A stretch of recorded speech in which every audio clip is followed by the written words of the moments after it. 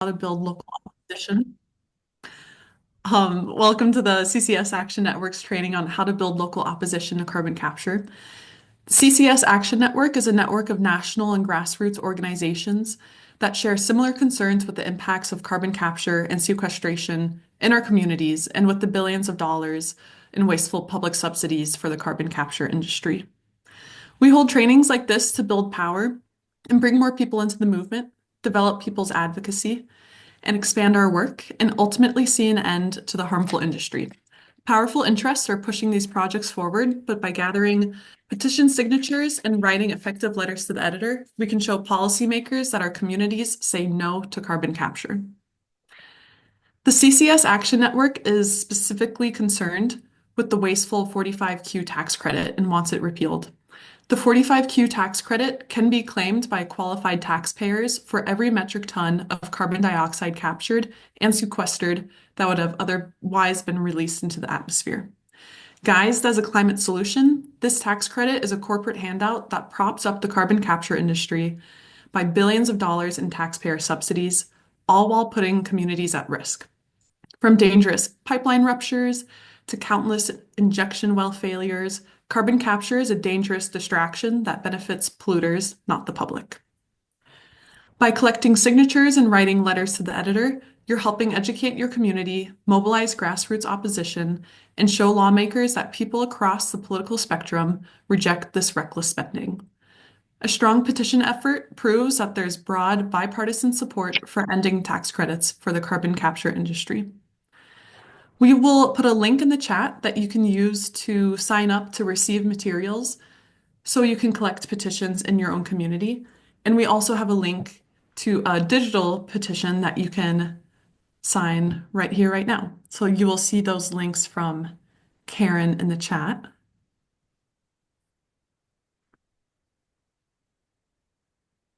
By collecting petitions and writing letters to the editor, you're helping enact action that is right now particularly important. As the House passed the budget resolution today, clearing the way for congressional committees to get to work on the budget bill, which opens the door for action on 45Q tax credits for the carbon capture industry. This will start as early as April 28th and stretch into mid-May with a goal of final passage before Memorial Day.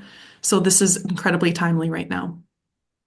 We know that industry is pushing for expansion of the carbon capture tax credits that will fund a massive bailout of dangerous CO2 pipelines and injection wells. We need to ensure that our representatives and senators are hearing that people want them to eliminate these dangerous and wasteful subsidies, not expand them for dangerous pipelines and injection wells. This is why our petitioning effort is so important. It will enable us to grow our network and engage our communities in these important efforts. Now on to our speakers for the evening. We have Emma Schmit, who will present on writing letters to the editor. Emma is the director of the Pipeline Fighters Hub at Bold Alliance, where she connects landowners and communities facing unwanted pipelines with legal, organizing, and technical resources. Isabel Penman will then present on petitioning. Isabel is a Northern California organizer at Food and Water Watch.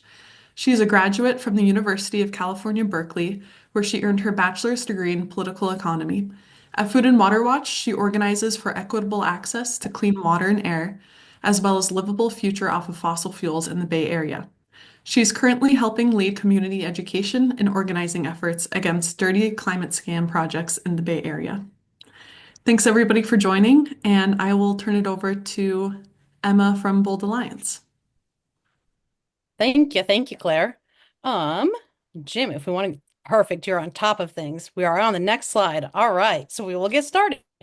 My goal tonight is to essentially train you all up to become this generation's, like Hemingway or Shakespeare or Dickens, no pressure at all. But please do not disappoint me.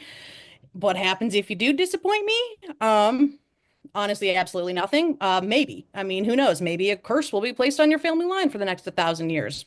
Who am I to say? But probably best not to find out. So why don't we dive in on how to write a letter to the editor? Let's go to the next slide if we could. Perfect. Thank you. So just starting with the basics here. A letter to the editor, simply put, is a short statement that you submit to a newspaper that voices your opinion on a matter, right? At least newspapers are the most common place to submit an LTE, but there are many publications from, your church newsletter to online blogs to magazines that also accept LTEs or letters to the editor. So LTEs are honestly a relatively easy way to bring attention to an issue, which of course is why we're talking about them tonight. We want to bring attention to the fact that we are all just being absolutely ripped off by the 45Q tax credit. So in shining a light on the issue, we hope to see our leaders actually doing something about it, right? LTEs are printed in the opinion section of the newspaper, which is one of the most widely read sections of the paper.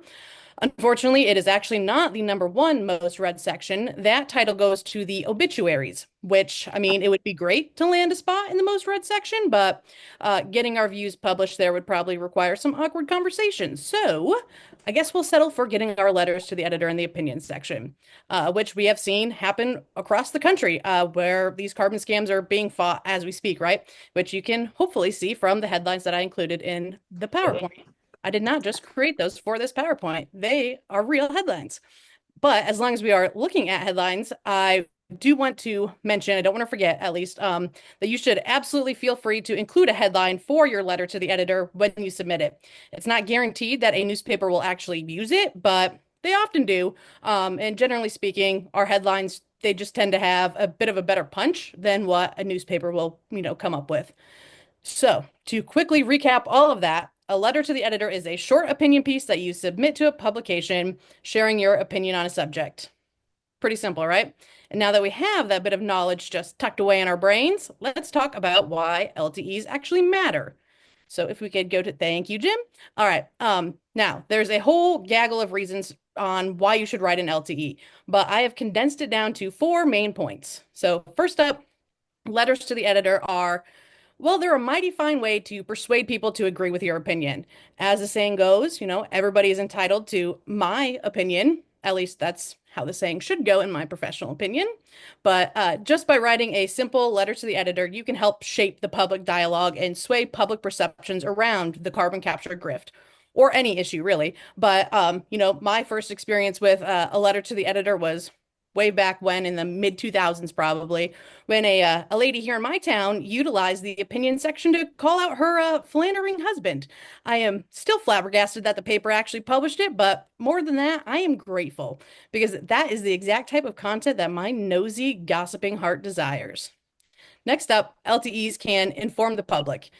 I'm sure you all know a ton about carbon capture schemes already, or you want to be here tonight, but that is not the case for the majority of the population. So we need to constantly be growing the number of people that are opposed to these projects and the tax credit that's making them possible if we want to win, which means we need to reach people that might not know what's going on.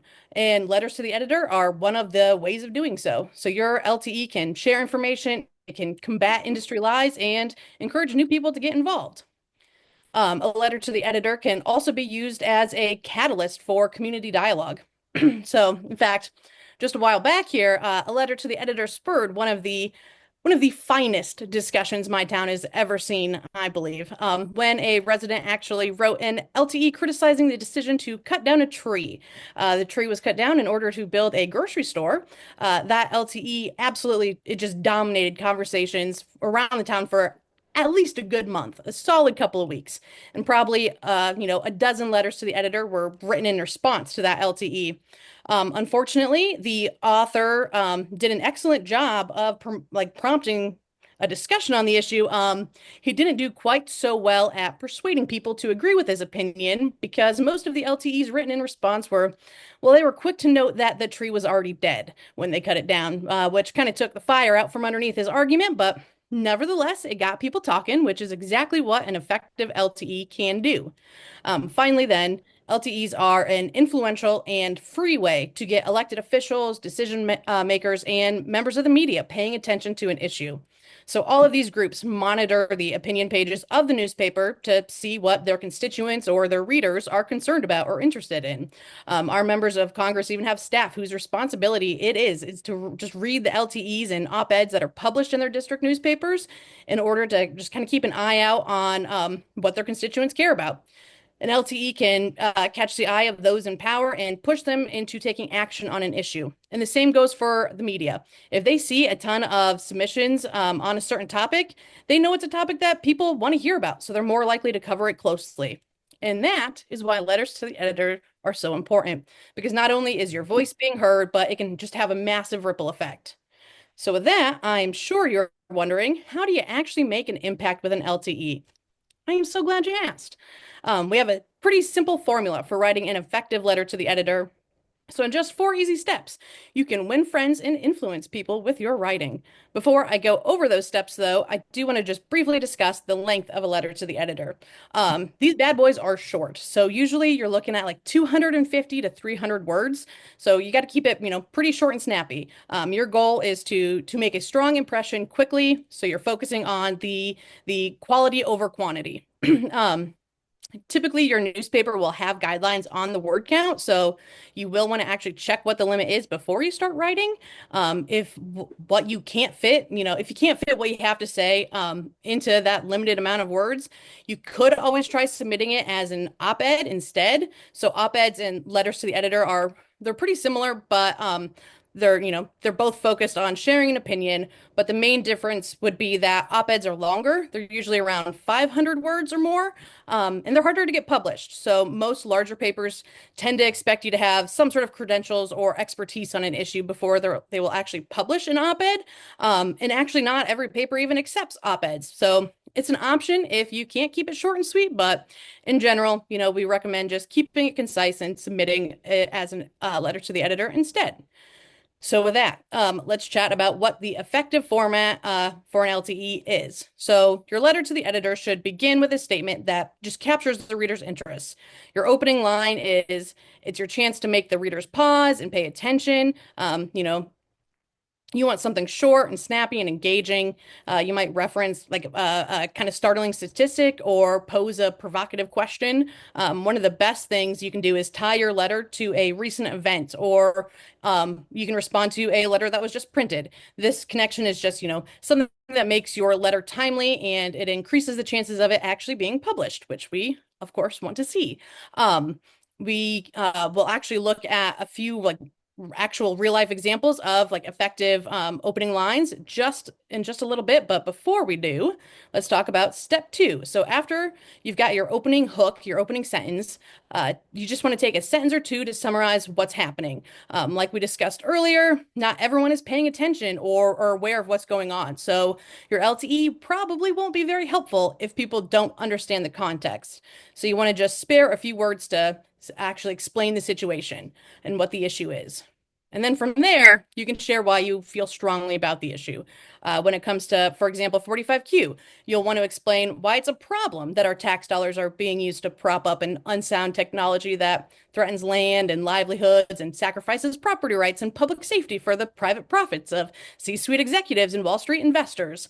There's a lot of reasons to get worked up about carbon capture scams, but since we're working with limited space, it is usually better to just try and focus on one or two specific concerns. So instead of listing all of the problems that we see with CCS, focus on one or two. Take on, the property rights angle, or take on the amount of water they'll use, that sort of thing, instead of everything, because that's, a novel instead of a letter to the editor. Once you know kind of what you want to talk about, you want to figure out how to actually communicate it. So one really successful method is to illustrate the issue through telling a personal story. People they tend to relate to and remember information that's shared through personal stories the most. But if that's not your jam, you can always address your concerns by sharing a fact or two. And then to wrap it all up, because, this is short, sweet, it doesn't take too long.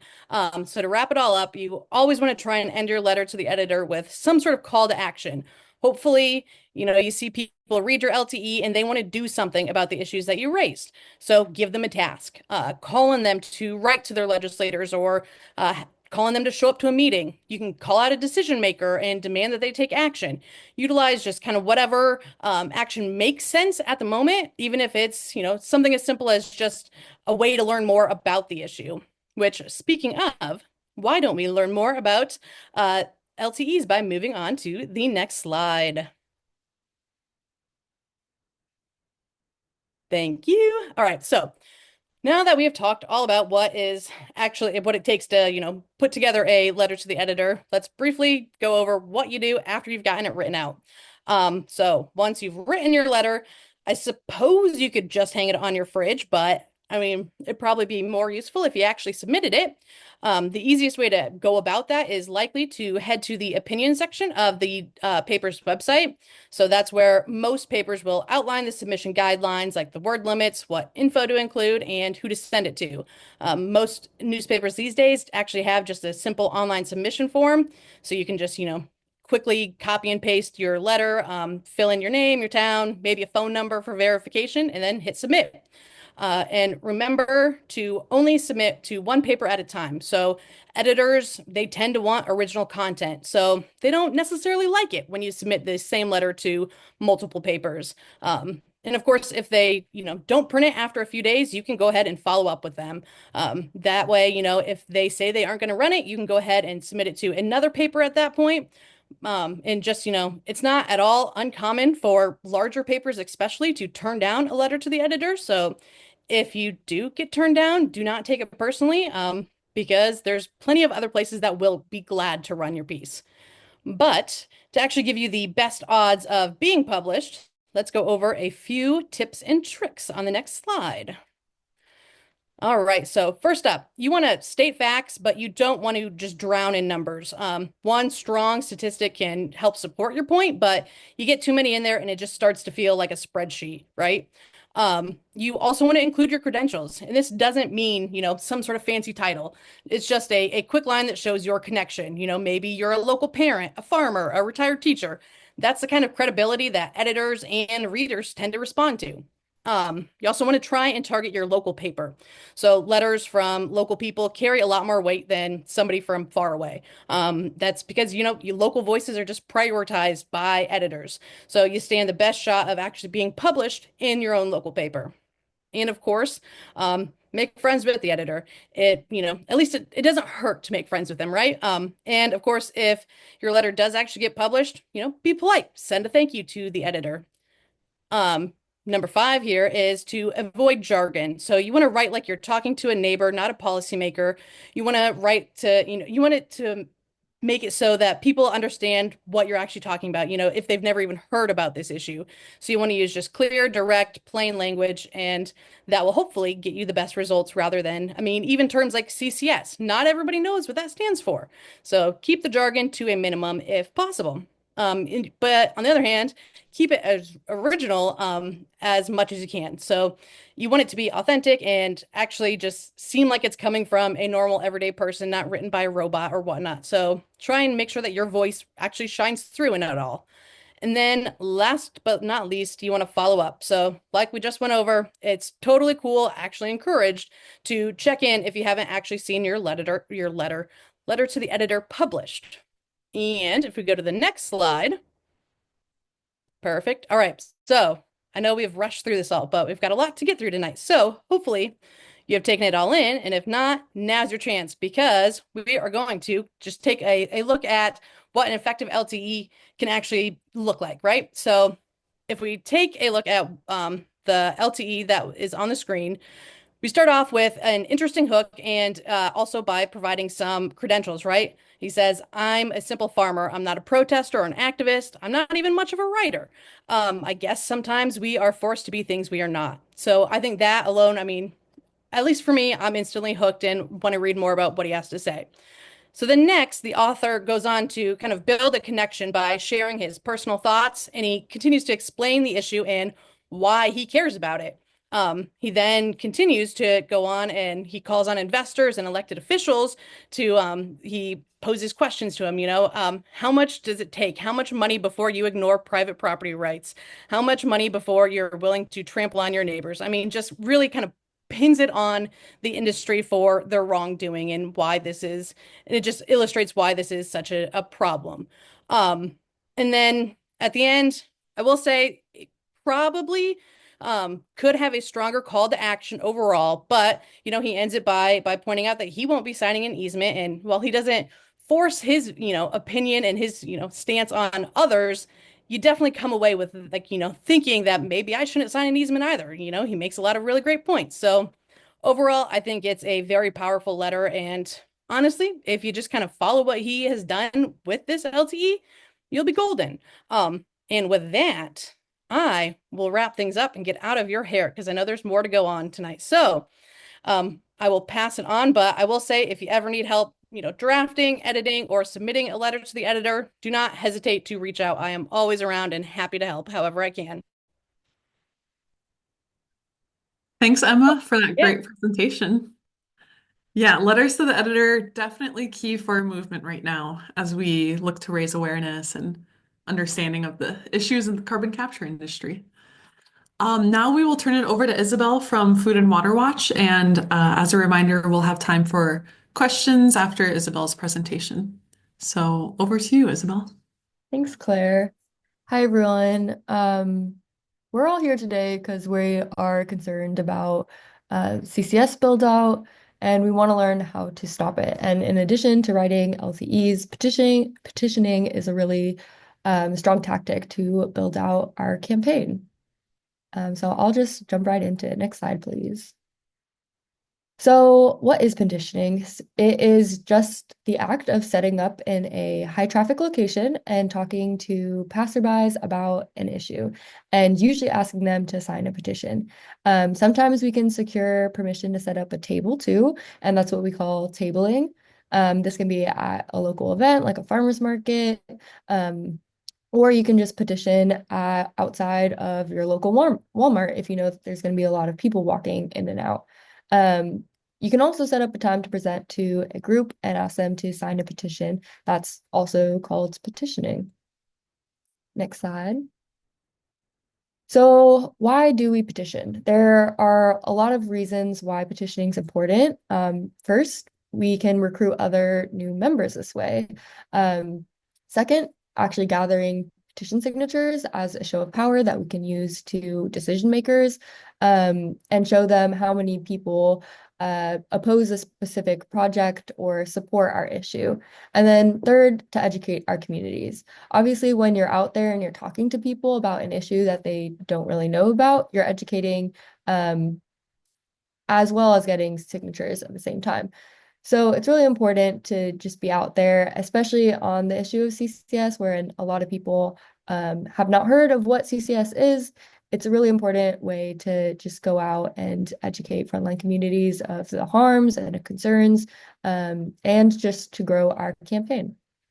Next slide, please. To petition effectively, it's really important for you as a petitioner to understand the campaign. So people like to take action when they understand the problem and believe and buy into the solution. And that's what we call campaign logic. So what is the problem? Right now, federal funding is going to all of these CCS projects through the 45Q tax credit. It's a waste of taxpayer money, and it's a wasteful subsidy. What is the issue? There's a difference between the issue and the problem. When we talk about an issue, we're talking about the solution to the shared problem that has a clear target or the decision maker and a demand. So it's kind of like the campaign as a whole. So we would say that leaders in Congress need to end federal subsidies by removing the 45Q tax credit. That's kind of the main thing that we would be petitioning on. And then what's the strategy? I would say we can do this by pressuring key targets in key district areas to do this. We can build the power we need by collecting X amount of petitions against the 45Q tax credit. And the more people we educate and get involved, the more people we can mobilize to turn out to actions in our districts and in our communities. And then lastly, you really need to know what the action is and make a clear ask. That's part of a larger tactic to put pressure on a key decision maker. So that would be, will you sign this petition to oppose wasteful federal subsidies to these dirty projects? And the more comfortable you are with all of those different pieces, the more effective you will be petitioning and kind of explaining that and getting people to really buy into the campaign and this as a solution and a way to oppose these dirty subsidies. Next slide, please. So going kind of deeper into understanding the issue, this really depends on your target audience. You kind of need to think a bit beforehand what you think will resonate with the people you are trying to petition.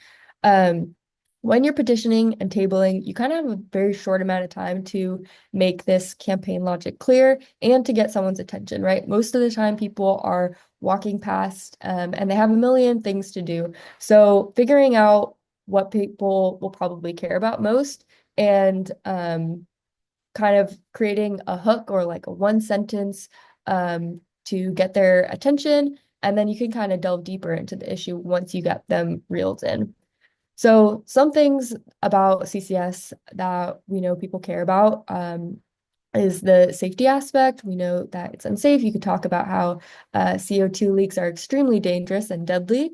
You could talk about how energy intensive it is because CCS uses more energy. CCS facilities emit more air pollution, cause higher upstream pollution from the extraction and transport of additional fuel. You could talk about how expensive and wasteful it is.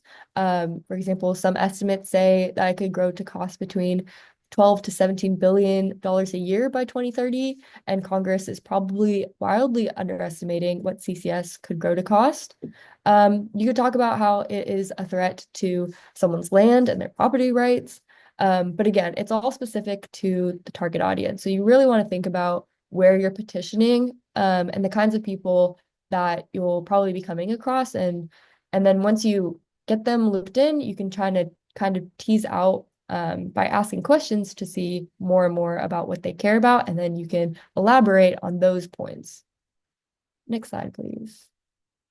So let's go through a sample conversation and try kind of go by part and break it down. So like I mentioned, you want to start off with a hook. Again, when you're petitioning and tabling, you have like a couple seconds to get someone's attention and come over to stop and listen to you. So you kind of want something snappy but easy to understand, which may be difficult with CCS because a lot of people don't even know what that is. So one hook could be, can you help us stop wasting federal dollars on dirty pipeline projects? You want something that is, again, clear, only takes a couple of sentences to say, and will either get people to be curious or just like come over and, want to learn a bit more. And then if folks want to put in the chat some possible hooks that you think you could use that might get your neighbor's attention or some stranger's attention at a local farmer's market, feel free to drop some ideas in the chat. Next slide, please. And then once you have said that hook, you want to quickly introduce yourself and the campaign you're working on. So, hi, my name is Isabel. I'm with Food and Water Watch. We're currently working to stop billions of taxpayer dollars from going to dirty carbon dumping projects. That just kind of gives you a sense of credibility, and they'll be more interested in listening to what you have to say, basically. Next slide, please. And then you want to go to sharing what the problem is. So I would do that by breaking down how right now Congress is deciding whether or not they should keep or increase federal subsidies to dirty carbon dumping projects through what we call the 45Q tax credit. And the carbon dioxide waste in these projects would come from large, dirty facilities and transported through really big pipelines, all to be dumped underground, using billions of taxpayer dollars. It's super expensive and dangerous. Pipelines leak all the time and wreak havoc in our communities, destroying the land, and it puts people in the hospital. Next slide. And then this is where you want to actually engage them in a conversation. You kind of can figure out what they care about by asking questions, identify their interests, and then you share information that matches what they care about. So I'd be like, depending on how they react to what I initially said, if they react to the health harms, if they react to the waste of federal money, I would elaborate on that. And again, yeah, you can ask them questions, kind of prompt them. So like, yeah, what do you think about all this federal taxpayer money going to these dirty projects? And get them talking. Again, they're going to be more likely to stick around and engage in our campaign and our issues if we are able to make clear that the issues they care about are part of this work. So whether that's, again, health and safety or wasting federal money or lands right and property rights. Next slide, please. And then once you kind of got them a bit agitated, you want to share the solution. So yeah, I totally agree with you. We're actually working to get ex-congressperson to end federal subsidies to these dirty projects because they have the power to do so. And if we get enough people involved, we can pressure them to get rid of this tax credit and stop these carbon dumping corporations from taking all this tax money. Next slide, please. And then lastly, the important thing to remember to do at the end is have a clear ask. So when you're petitioning, this is to ask them to sign on to the petition. At this point, they should be agitated, kind of understand the problem, and want to do something to get involved. So this is where you say, yeah, so we need to show our elected officials that there's really strong support for ending the subsidy. Will you sign our petition? No matter how agitated they get, again, it's always good to be educating our communities about these concerns, but really at the end of the day, we need them to take action for us to have a successful campaign and actually win these issues. So getting them to sign the petition is really important. And one way to do this is when you're asking them to like physically hand over the paper petition, because you want to make it easy for them to sign the petition. Next slide.